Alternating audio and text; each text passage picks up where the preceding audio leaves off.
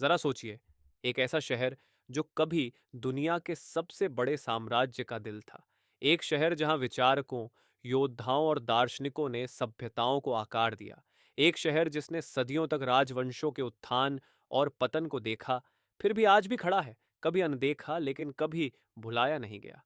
स्वागत है पाटलिपुत्र में, जो आज पटना के रूप में जाना जाता है, जहां इतिहास हर ईंट और पत्थर में गूंजता है। अगर इस प्राचीन धरोहर ने अपनी चमक नहीं खोई होती, तो क्या भारत का भाग्य कुछ अलग होता? आइए इस रहस्य को सुलझाते हैं। 2000 साल से भी पहले पाटलिपुत्र दुनिया के सबसे शक्तिशाली साम्राज्यों में से एक मौर्य साम्राज्य का केंद्र था।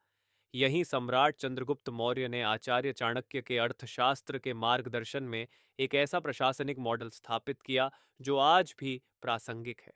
सम्राट अशोक, जिन्होंने एक क्रूर विजेता से अहिंसा के प्रतीक में परिवर्तन किया, यहीं से शासन करते थे। उनकी शिलालेखों में लिखी गई धम्म की शिक्षाएं महाद्वीपों तक फैली थीं। ये शहर गुप्त साम्राज्य का भी केंद्र था, जिसे भारत के गोल्डन एज के रूप में जाना जाता है, जहां विज्ञान, कला और साहित्य में अपार उन्नति हुई।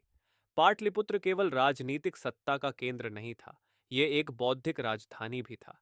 इस शहर ने नालंदा और तक्षशिला जैसे महान संस्थानों के विकास को प्रभावित किया।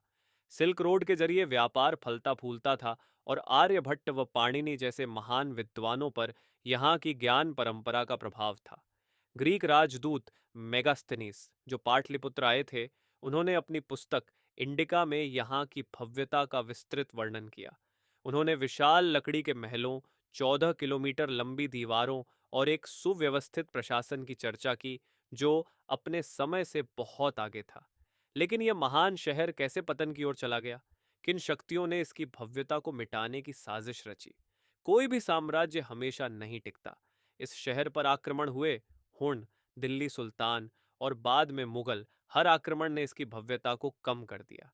समय के साथ पाटलिपुत्र खंडहर में बदल गया और नए सत्ता केंद्रों के उभरने से इसकी चमक फीकी पड़ गई। लेकिन यह पूरी तरह खत्म नहीं हुआ, बल्कि एक नए रूप में सामने आया। पटना फिर से उठा, बंगाल रेनेसांस और भारतीय स्वतंत्रता संग्राम में अहम भूमिका निभाई। ये स्वामी सहजानंद सरस्वती और भारत के पहले राष्ट्रपति डॉ राजेंद्र प्रसाद जैसे क्रांतिकारी विचारकों का केंद्र बना। ये कुछ समय के लिए ब्रिटिश इंडिया की राजधानी भी रहा।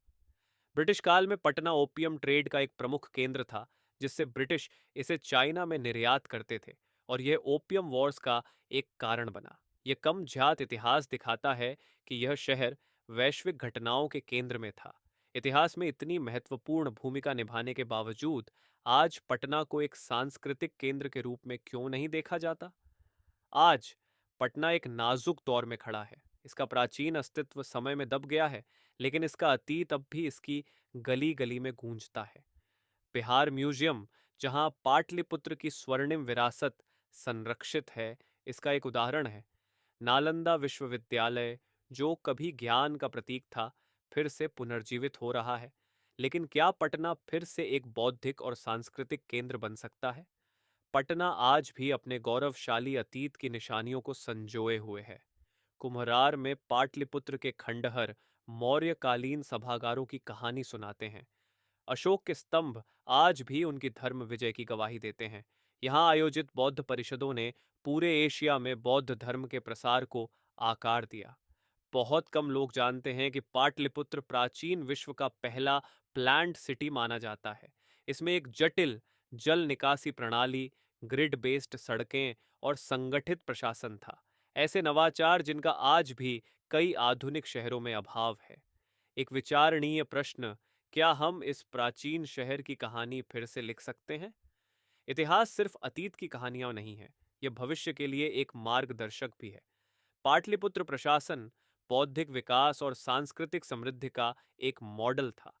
अगर हम इसकी आत्मा को पुनर्जीवित करें, तो पटना एक बार फिर विरासत और प्रगति का प्रतीक बन सकता है। मौर्यकालीन चमकते हुए पॉलिश किए गए पत्थरों के स्तंभों की निर्माण कला आज भी एक रहस्य बनी हुई है। क्या आधुनिक विज्ञान प्राचीन भारतीय शिल्प कौशल की इस उत्कृष्टता को समझ सकता है?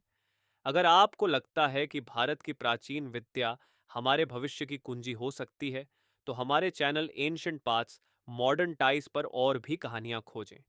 नालंदा के पुनर्जागरण या चाणक्य के आर्थिक सिद्धांतों पर हमारी वीडियो देखें। आइए अपनी विरासत को फिर से खोजें एक कहानी के साथ।